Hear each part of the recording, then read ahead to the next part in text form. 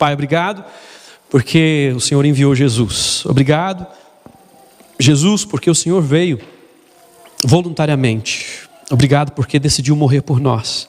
Obrigado, Espírito Santo, porque o Senhor faz com que Jesus seja uma presença viva dentro de nós hoje. Te agradecemos que ao decorrer dessa mensagem nós possamos estar sensíveis àquilo que o Senhor nos fala. Em nome de Jesus. Amém. Amém.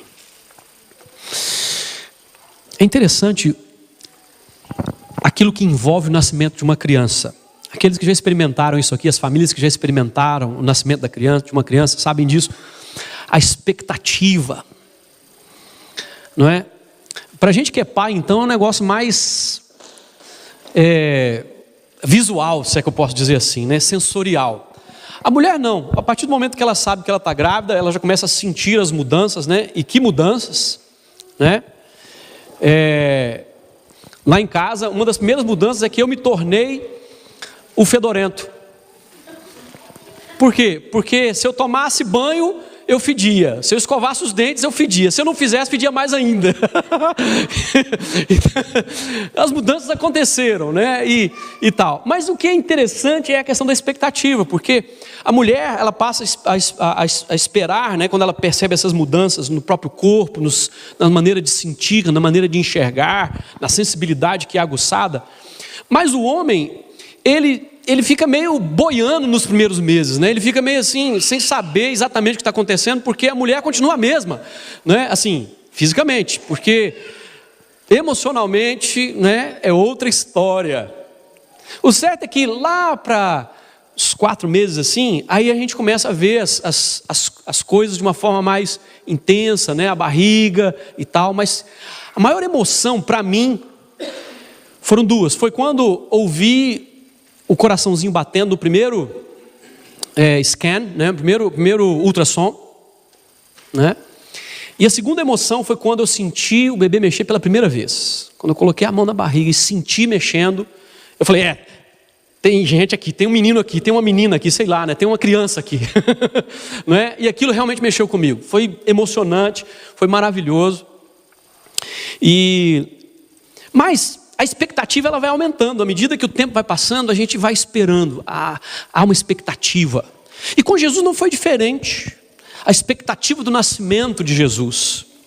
E é interessante porque eu imagino que de forma muito natural nas nossas vidas já há uma expectativa intensa. Imagina no caso de Jesus, onde houve toda uma situação sobrenatural envolvendo o anúncio do nascimento de Jesus. Não é? O anjo aparece para Maria e anuncia para ela aquilo que ia acontecer. Mas não pensem vocês que foi só aqui que aconteceu o anúncio do nascimento de Jesus. Na verdade, a Escritura, desde o seu início, desde Gênesis, já anunciava e apontava a vinda do Messias, a vinda de Jesus. Quando o próprio Deus fala com a mulher naquela ocasião do pecado, né? E diz, quando ele traz aquela sentença sobre a mulher e sobre a serpente, né? Ele diz assim, olha, mulher, de você vai nascer uma semente que esmagará a cabeça da serpente. Ele estava já falando de Jesus. Ele já estava apontando para o Messias, ou seja, bem no início, lá na criação, já apontava-se para a vinda de Jesus. E em toda a Escritura nós encontramos as evidências da proclamação de que ele viria. O próprio Jesus, quando encontra-se depois da ressurreição com os discípulos no caminho de Emaús, ele fala sobre isso, né?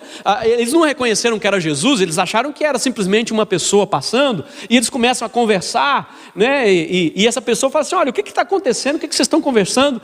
Né? E eles dizem, olha, você não está sabendo não? Né? E ele, sabendo do quê?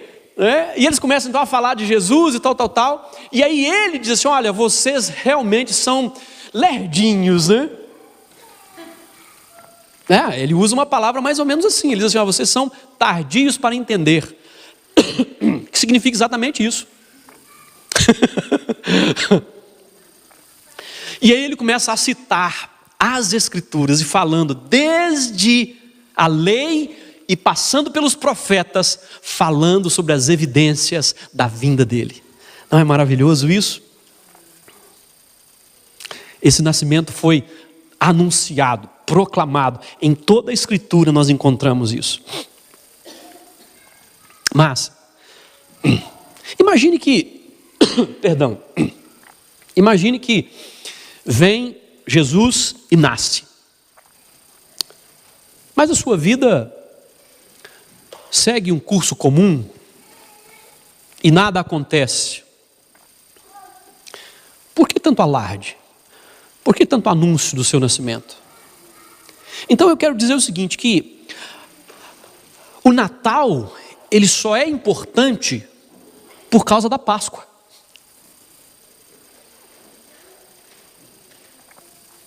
Porque o nascimento de Jesus só é importante por causa da sua vida.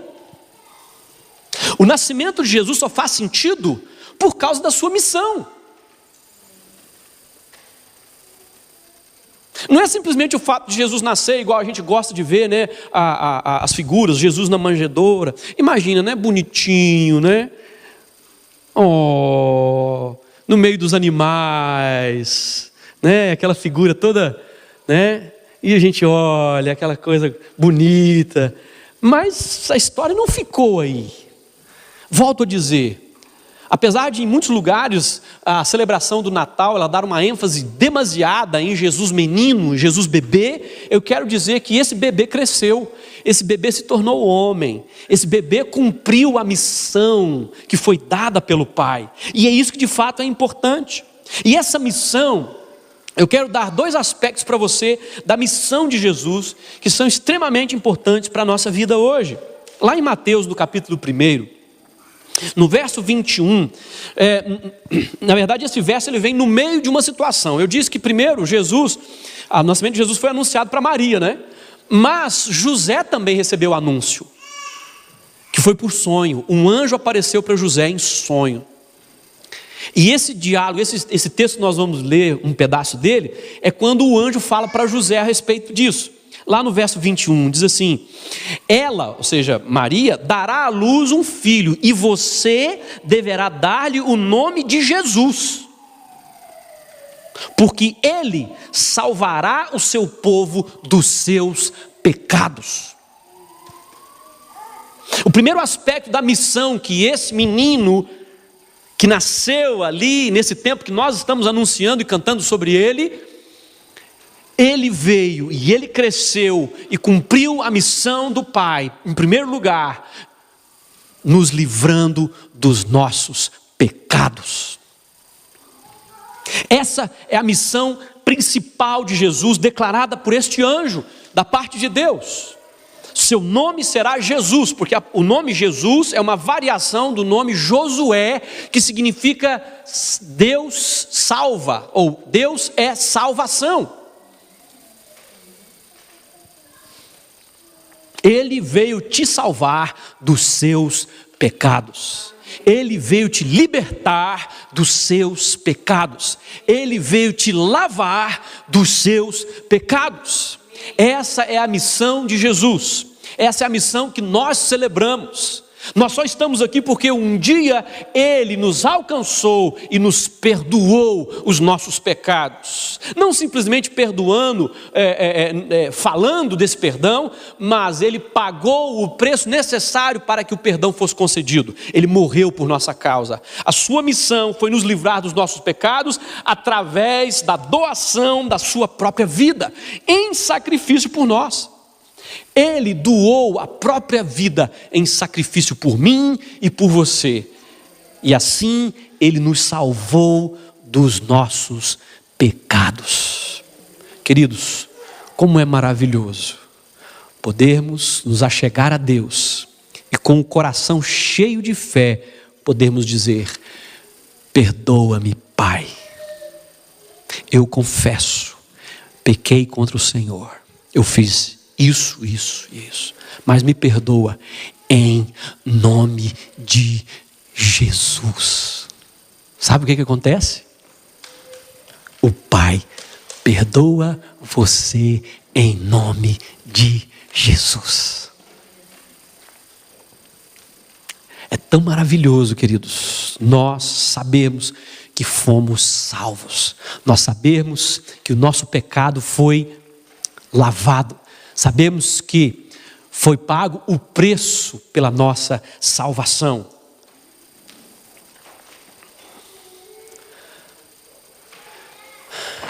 Não foi barato. Foi pela graça, mas não foi de graça. Custou o sangue precioso do nosso Senhor Jesus Cristo. Custou a sua morte na cruz, por mim e por você. Mas lá Ele consumou o seu ato e essa missão de nos salvar. Louvado seja o seu nome. E isso é motivo suficiente, queridos, para nós celebrarmos o Natal para o resto das nossas vidas. Celebrarmos a vinda de Jesus. Celebrarmos o fato de que Ele pisou nessa terra. Celebrarmos o fato de que Ele decidiu nos amar tanto, ao ponto de abrir os braços na cruz e nos receber. Aleluia. Nós podemos encher o nosso coração de gratidão e de alegria e dizer muito obrigado, Jesus, porque o Senhor tomou o meu lugar e morreu naquela cruz e me livrou e me salvou dos meus pecados. Mas, como eu disse, essa missão ela é dupla. Ele não apenas veio nos salvar dos nossos pecados, mas Ele também veio ser Deus conosco. No verso 23 do mesmo capítulo 1 de Mateus, o anjo dizendo no seu diálogo com José, ele diz: a virgem ficará grávida e dará à luz um filho, e o chamarão Emanuel, que significa Deus conosco. Deus conosco. E é tão importante nós entendermos isso, queridos, porque para nós, a maioria de nós aqui vem de uma realidade de um país cristão. Em um país cristão, desde criança, você ouve falar no nome de Jesus, você ouve falar até mesmo dessa expressão Emanuel, e do fato de que Jesus andou entre nós, e do fato de que Deus conosco. Por exemplo, um dos cumprimentos que nós temos no Brasil, muito comum é: vai com Deus, fica com Deus, não é verdade? Faz parte até mesmo do nosso cumprimento. Por quê? Por causa de uma consciência de que Deus veio ficar conosco, de que Deus veio habitar conosco. É parte dessa consciência. Agora, volto a dizer, para nós é uma coisa que se tornou um pouco corriqueira, por causa de ser comum essa ideia, mas não para os judeus naquela época. Para os judeus daquela época havia uma coisa que era o símbolo da presença de Deus. Era a arca da aliança que ficava lá no templo, atrás do Santo dos Santos, da cortina do Santo dos Santos, lá dentro. Aquela era a representação da presença de Deus. Mas essa presença não estava aberta para todos. Apenas o sumo sacerdote, uma vez por ano, podia entrar naquele lugar, na época da expiação pelos sacrifícios do povo, pelos pecados do povo.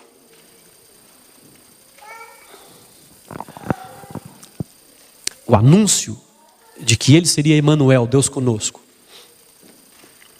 toma essa realidade de que a presença de Deus era algo muito exclusivo, muito escondido, e torna um direito de todos aqueles que creem no seu nome. E o seu nome será Emanuel, Deus conosco. Significa que nós não mais somos separados de Deus. Significa que nós não mais precisamos de atravessar cortinas e lugares para acessar a presença de Deus. Agora nós podemos ter Cristo, o Deus conosco, morando em nós. Porque isso o próprio Jesus disse, quando dialogando com os discípulos, ele traz essa expressão de uma forma muito clara, dizendo: olha, aquele que tem os meus mandamentos e os guarda, esse é o que me ama, e meu Pai também o amará, e nós viremos para ele e faremos nele morada. habitação, lugar de residência. Sabe o que significa isso então? Que Deus não apenas rasgou o véu do Santo dos Santos, mas Ele vem agora habitar dentro do ser humano, vem habitar dentro, no coração daquele que crê, no coração daquele que confessa o seu nome, no coração daquele que se arrepende dos seus pecados, no coração daquele que busca salvação em Jesus, no coração daquele que tem esperança por causa de Jesus. E Ele passa então a habitar dentro de nós. E aquele que nasce de novo, aquele que entrega a sua vida a Jesus, sabe disso, que agora existe algo diferente dentro de si, existe algo diferente dentro do seu coração, dentro do seu ser. É algo tão poderoso, é algo tão maravilhoso, que quando você peca, você se entristece, e você sabe que há algo errado. E não só porque alguém te falou que aquilo é pecado, mas porque existe uma testificação dentro de você, porque o Espírito Santo, Deus, habita agora em você, Ele é Deus em você, e isso faz toda a diferença, porque Ele nos guia, Ele nos conforta, Ele nos fortalece, Ele nos ajuda, Ele nos abençoa, Ele nos educa, Ele nos repreende, Ele nos corrige, porque somos filhos. E queridos, que privilégio tão maravilhoso é esse? Porque se a humanidade antes precisava ser representada por uma pessoa uma vez no ano, agora não mais precisamos disso, nós podemos 24 horas, 7 dias por semana, viver em comunhão com este Deus, que não está mais separado daqueles que creem, mas habita dentro deles. Sabe aquele dia que você acorda, que parece que tudo dá errado para você? Não sei quanto a você, mas eu tenho dia que eu acordo desse jeito também. Você acorda e as coisas tomam um viés que você pensa assim, mas eu não sou filho de Deus? Por que essas coisas estão acontecendo comigo? E algumas pessoas, queridos, elas dão ouvidos às vozes que vêm de fora. E às vezes Satanás aproveita de um momento como esse para dizer assim, tá vendo? Deus não te ama coisa nenhuma. Tá vendo? Se Deus te amasse, estariam acontecendo essas coisas com você. Mas na verdade, queridos, somos nós que deixamos de prestar atenção naquilo que está lá dentro de nós. Se nós formos honestos, e se nós entendemos esta verdade, de que Ele é Emanuel, Deus conosco, nós vamos perceber que Deus está em nós. E que não importa aquilo que aconteça no seu dia, nada pode nos tirar dessa verdade. Você pode sair dessa verdade, se você quiser. Se você não prestar atenção, você sai disso e você deixa de desfrutar dessa presença. Não que Deus foi embora, mas você se fechou para essa presença dentro de você.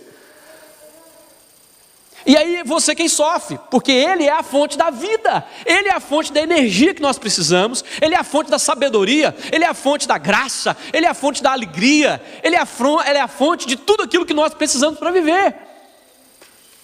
E se nós fechamos esse canal, e se nós negligenciamos essa verdade, então nós mesmos sofremos. Nós mesmos deixamos de experimentar aquilo que Ele nos chamou para experimentar. É por isso que Ele diz que aquele que crê em mim, como dizem as Escrituras, fluirão do seu interior rios de água viva. Ele disse, o ladrão vem senão para roubar, matar e destruir, mas eu vim para que tenham vida e a tenham em abundância. É exatamente disso que ele está falando. A presença de Jesus em nós faz de nós abundantes no viver. Essa vida em abundância significa, queridos, dentro de nós existe uma força, existe uma energia, existe um poder para atravessar os momentos mais difíceis e mais sombrios. É por isso que Davi no Salmo 23 pode dizer, e não temerei mal nenhum, porque tu estás comigo.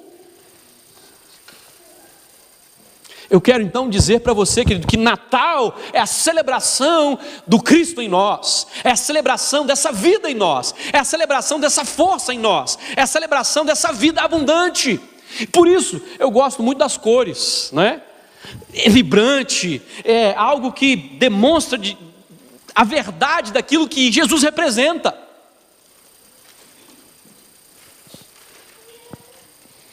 Jesus habita em você, e Ele é poder para viver, e Ele é vida abundante, e Ele levanta a nossa cabeça, e Ele cura as nossas feridas, e Ele sara as nossas enfermidades, e Ele é o Deus que veio por sua causa. Eu quero encerrar dizendo para você o seguinte: Natal só faz sentido se Jesus habitar em você. Natal só faz sentido se Jesus habitar em você e você souber disso.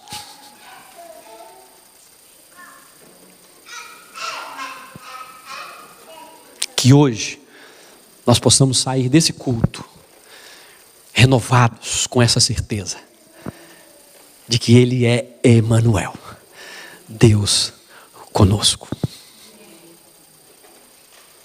Enquanto o mundo inteiro pode estar ruindo e caindo à sua volta, você permanece de pé, porque Ele é Deus Emanuel.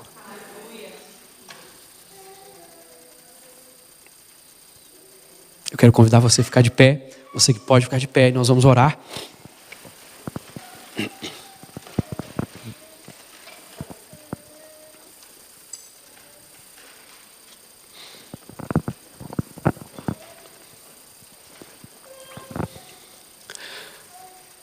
E eu quero que você seja bem franco, bem honesto consigo mesmo. Se você tem vivido dias de cansaço, sabe, aquele cansaço da alma. Não é cansaço físico. Cansaço físico, você dorme, você tira férias, está resolvido o problema. Mas aquele cansaço de quem luta e não vê a luz no final do túnel, eu quero te dizer em nome de Jesus: Ele é Emanuel, Deus com você. Ele é a luz, não apenas no fim do túnel. Ele é a luz no início, no meio e no fim do túnel. Porque Ele anda com você o túnel. Ele é Deus Emanuel. Ele é Deus que caminha conosco. Mas você precisa voltar o seu coração para Ele. Você precisa voltar a sua atenção para Ele. E se lembrar de que Ele é com você. Eu quero orar por você nessa noite, que tem se sentido assim. Porque eu sei que Deus pode renovar dentro de você a fé. Deus pode renovar dentro de você a certeza dessa verdade. Feche os seus olhos. Pai, obrigado. Obrigado, Deus, obrigado, porque o Senhor escolheu que por meio da fé nós pudéssemos ter Jesus habitando em nós. Obrigado, porque isso faz toda a diferença na nossa vida, Deus. Isso faz toda a diferença na nossa vida. Isso nos leva a ser renovados e restaurados. Muitas vezes, quando estamos a ponto de desistir, nós olhamos e percebemos dentro de nós essa força, essa verdade, que é Cristo em nós, nos renovando, nos restaurando, nos dando uma nova esperança.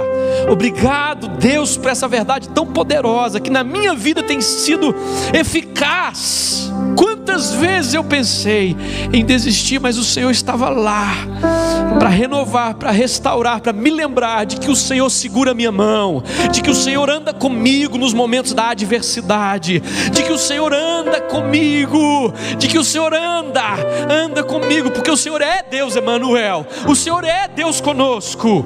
Aleluia, aleluia, aleluia. Que venha renovação sobre os teus filhos nesta noite, que haja renovação no coração, que haja renovação na mente.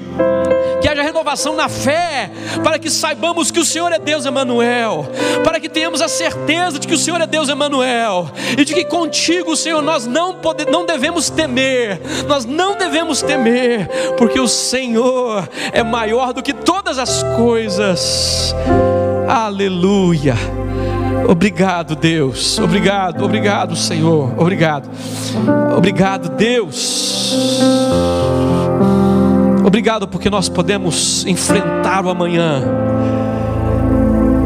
porque o Senhor é Emanuel, Deus conosco. Aleluia. Obrigado, Pai. Obrigado, Jesus. Obrigado. Te agradecemos nesta noite pela renovação e restauração, em nome de Jesus, teu Filho. Em nome de Jesus, que esses dias, Senhor, sejam dias de reflexão para o teu povo, de voltar a essa verdade da presença de Deus em nós.